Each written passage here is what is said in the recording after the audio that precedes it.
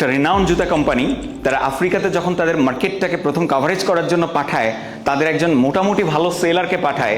সেই সেলার ঘুরে ফিরে চলে আসে এবং বলে ওখানে তো কেউ কাপড়ই পরে না, তো ওখানে জুতা কি বিক্রি করবো স্যার। তখন ফুটওয়্যার ব্র্যান্ড মোটামুটি টেনশনে পড়ে গেল। তো সবচেয়ে বেস্ট সেলারকে এটার জন্য অ্যাসাইন করা হলো। উনি ওখানে গেলেন এবং দেখলেন আসলেই কেউ জুতা পরে না। উনি ওখানে থাকতে শুরু করলেন এবং ওই জঙ্গলি মানুষগুলো যেমন ড্রেস আপ মেনটেন করে, উনি সেম ড্রেস আপ মেনটেন করে খালি পায়ে ওদের সাথে ওই যে অল্প অল্প কাপড় চোপড় পরে ওরা যেভাবে জঙ্গলি স্টাইল, ওই স্টাইলে উনি থাকতে শুরু করলেন। ওদের সাথে একটা রিলেশন তৈরি করলেন। এভাবে 3 মাস 4 মাস 6 মাস চলে গেল। 6 মাস পরে হঠাৎ করে উনি পায়ে ওনার ব্র্যান্ডের জুতাটা পরে জঙ্গলে দৌড়াদৌড়ি শুরু করলেন। তখন সবাই আবার কি পরেছো তুমি এটা? তখন বললে এটা পরলে জঙ্গলের যে কাঁটা এগুলো পায়ে বিঁধবে না, পরে দেখো কত সুন্দর দৌড়ানো যায়। সবাইকে একবার একবার করে পরালো এবং দেখা গেল যে তারা শিকার ধরার জন্য ওই জুতা পরে খুব ভালো পারফর্ম করতেছে। তখন ওই কোম্পানির জুতা এত পরিমাণ সেল হলো যে ওই মার্কেটে মানুষ কাপড় কেনে নাই কিন্তু জুতা কিনছে। ব্যাপারটা হচ্ছে আমরা যদি সাইকোলজি বুঝি তাহলে সেলটা অবশ্যই হবে। আপনি যখনই বলছেন আপনার এই জুতার মতো সেম আমাদের কিন্তু কাপল শুজ আছে, এইরকম দেখতে একই রকম লাগবে, তখন কিন্তু ওনার ভিতরে ওই জিনিসটা কেনার জন্য তীব্র বাসনা কাজ করবে যে না ঠিক আছে অসুবিধা নেই, টাকা যা লাগে লাগুক, কিন্তু আমরা মিলিয়ে পড়বো। তো এই জিনিসটা আমাদেরকে খেয়াল রাখতে হবে, সাইকোলজি বোঝার চেষ্টা করা। এবং আপনাদেরকে আর একটা গল্প শোনাই। কানাডাতে একটা সুপার শপের সেলসম্যান, উনি নতুন নিয়োগ পেয়েছে ওই সুপার শপটাতে। দিন শেষে সুপার শপের মালিক আসছে, আসার পরে সব সেলসম্যানদের ডেকেছে এবং ডাকার পরে জিজ্ঞেস করেছে আচ্ছা তোমরা কে কতজনের কাছে সেল করেছো?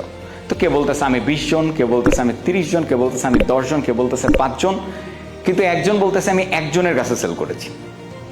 তখন তিনি বেশ রেগে গিয়ে বললেন সবাই এত এত মানুষের কাছে সেল করলো আর তুমি মাত্র একজনের কাছে সেল করলা, তো কত টাকার সেল করেছো?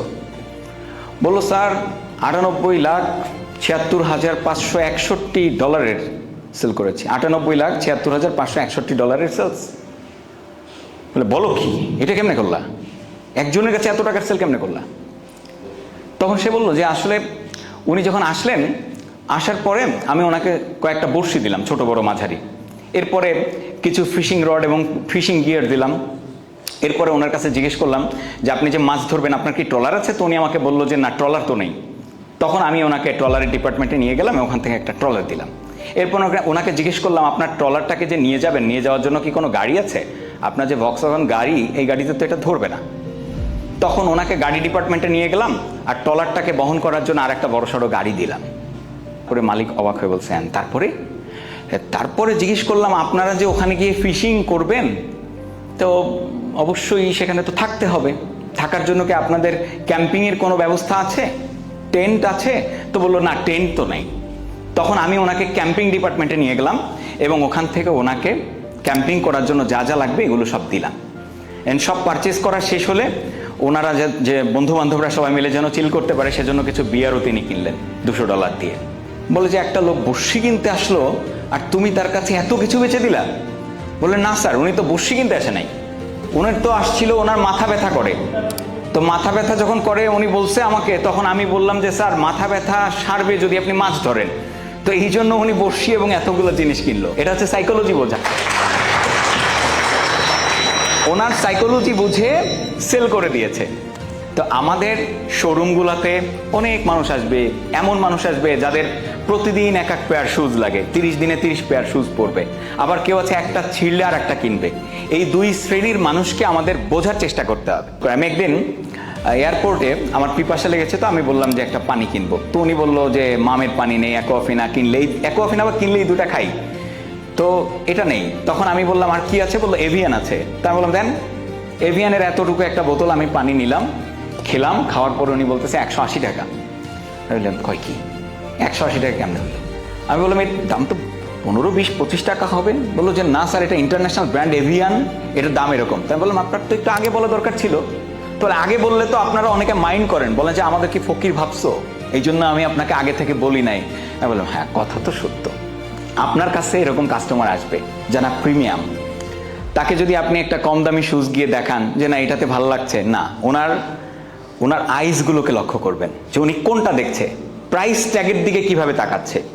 প্রাইস ট্যাগের দিকে হ্যাঁ কম। আবার ফিস ফিস করে কথা বলে না দুইজন একসাথে আসলে, যে এটা দেখো কম প্রাইস, লো প্রাইস, এটা নেওয়া যাবে না। বা কেউ বলে হাই প্রাইস, ওরে বাপরা কত প্রাইস, এরকম বলে না, আমরা ওইগুলোকে লক্ষ্য করব একটু। আমাদের যারা সেলস রিপ্রেজেন্টেটিভ আছে তাদেরকে আমরা এইভাবে ট্রেন করব, যেহেতু আমরা সবাই সেলস ম্যানেজার, আমরা ট্রেন করব তাদেরকে যেন তারা এই ফিস ফিস শব্দগুলো শোনার চেষ্টা করে, দূর থেকে শুনছে না এমন ভান করে শুনবে, যাতে করে ওই ভালোভাবে ট্রিট করা যায়। হ্যাঁ, আর একটা জিনিস কি, আমাদের এখানে ইম্প্যাথিটাও খুব গুরুত্বপূর্ণ। ইম্প্যাথি, একজন মানুষ টেকসই জুতা চাচ্ছে, ডিউরেবিলিটি ভালো এরকম একটা জুতা চাচ্ছে, তাকে তো আমাদের অবশ্যই এমপ্যাথেটিক হয়ে ওইটা বলা উচিত, জি স্যার আমি চলেন আপনাকে দেখাচ্ছি এই জুতাগুলো অনেক দিন টেকসই হবে, মানে রিয়েলি সার্ভিস দেওয়া। আর একটা জিনিস কি, কাস্টমার কিন্তু অলওয়েজ বোঝে কোনটা পুশ সেল করার চেষ্টা। তো পুশ সেল করার চেষ্টাটা কিন্তু সবসময় বুঝবে, তারা এটা সেন্স করতে পারে। তো এই জন্য আমাদের পুশ সেল না, প্রকৃতপক্ষে প্রবলেম সলভ, প্রকৃতপক্ষে তার ডিজায়ার যেন এখানে আসার পরে ফুলফিল হয়, এই জিনিসটা আমাদের খেয়াল রাখা। তো এটা হচ্ছে সাইকোলজি। যখন আমরা সাইকোলজি বুঝতে পারবো, খুব ভালো সেলস করতে পারবো।